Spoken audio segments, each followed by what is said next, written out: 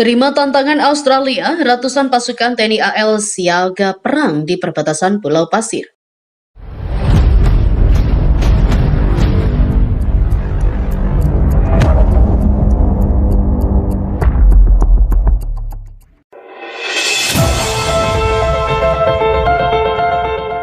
Tentara Nasional Indonesia atau TNI AL Korps Marinir kini menjadi garda terdepan dalam menjaga perbatasan wilayah selatan NKRI di Pulau Pasir, Kabupaten Rotendao, NTT.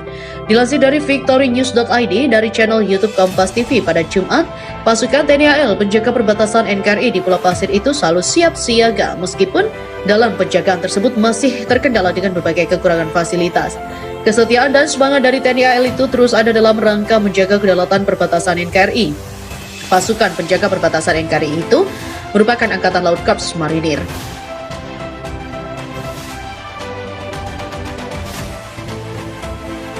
Pulau Pasir di Pulau Rote itu merupakan salah satu pulau terselatan di Indonesia yang tidak berpenghuni. Dan Satgas Pampos Pulau Pasir Letumar Lufi Sabri mengatakan mereka selalu siap siaga dalam berbagai situasi dan kondisi dalam menjaga perbatasan NKRI. Menurut dia, tugas yang dilakukan di sana adalah tugas patroli yang dilakukan setiap saat dengan pasukan Angkatan Laut. Patrol yang dilakukan atau patroli sektor patroli laut dan juga darat. Untuk diketahui bahwa Pulau Dana Pulau pun tidak berpenghuni namun menyimpan potensi yang sangat luar biasa baik laut dan juga berpotensi pariwisata.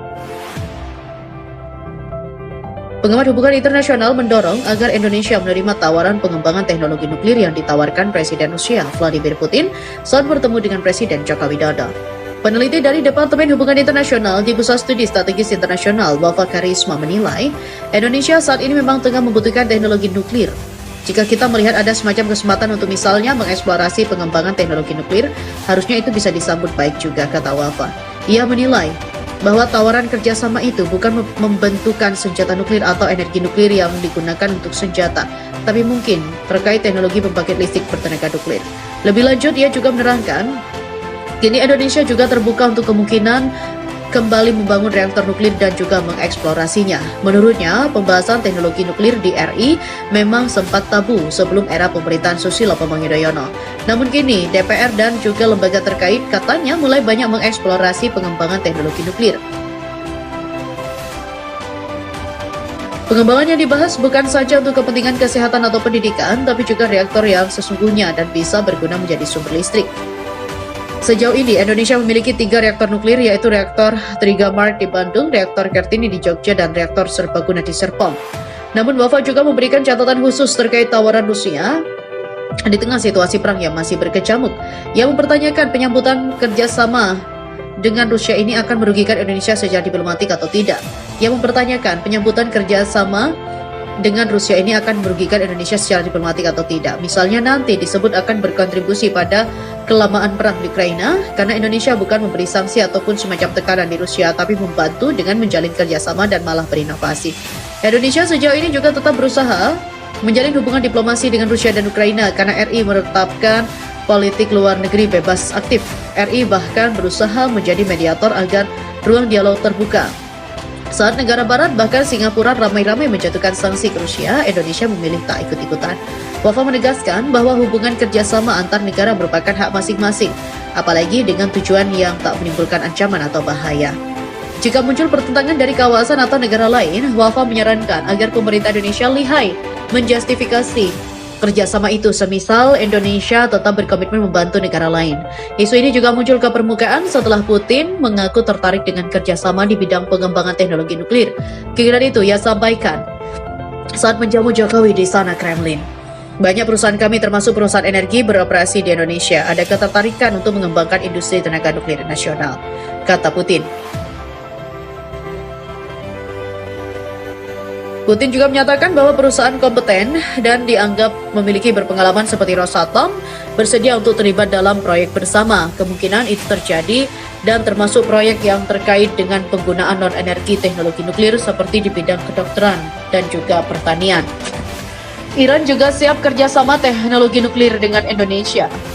Secara keseluruhan, Republik Islam Iran siap bekerja sama dengan negara-negara sahabatnya untuk membagikan pengalaman di bidang teknologi canggih sesuai dengan peraturan internasional. Mohammadi menemui Wakil Presiden Yusuf Kala pada Kamis siang. Dalam pertemuan itu, Wapres Kala menyampaikan pandangannya terkait nuklir di Iran.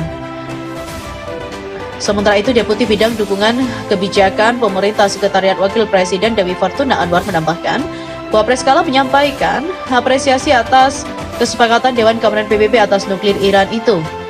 Wapres juga berharap persoalan sanksi Iran dapat segera diselesaikan sehingga hubungan kerjasama dengan negara lain dapat terwujud.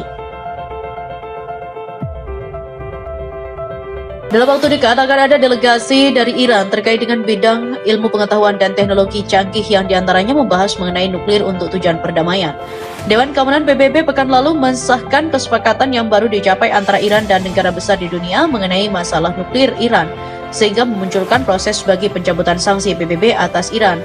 Kesepakatan itu rencana aksi menyeluruh rencana JCPOA yang dicapai pada 14 Juli lalu antara Iran dan juga P5+1 Amerika Serikat, Inggris, Prancis, Tiongkok, dan Rusia ditambah Jerman setelah 2 pekan perundingan alot di Wina, Austria diperkirakan akan mendapatkan dan menempatkan Iran pada jalur diredakannya sanksi, tapi kesepakatan itu menetapkan pembatasan lebih ketat atas program nuklir Iran. Dewan Keamanan PBB juga akan menghentikan sanksinya atas Iran setelah menerima laporan dari Badan Tenaga Atom Internasional yang mengabsahkan pelaksanaan komitmen oleh Iran yang berkaitan dengan nuklir berdasarkan JCPOA. Dewan Keamanan juga akan mempertahankan embargo atas impor dan juga ekspor senjata konvensional selama 5 tahun dan atas rudal balistik selama 8 tahun, di mana tanggal penghentian sanksi akan jatuh pada waktu 10 tahun mulai hari ketika resolusi tersebut disahkan. Dewan Keamanan juga dapat membatalkan pencabutan sanksi jika Iran melanggar kesepakatan itu.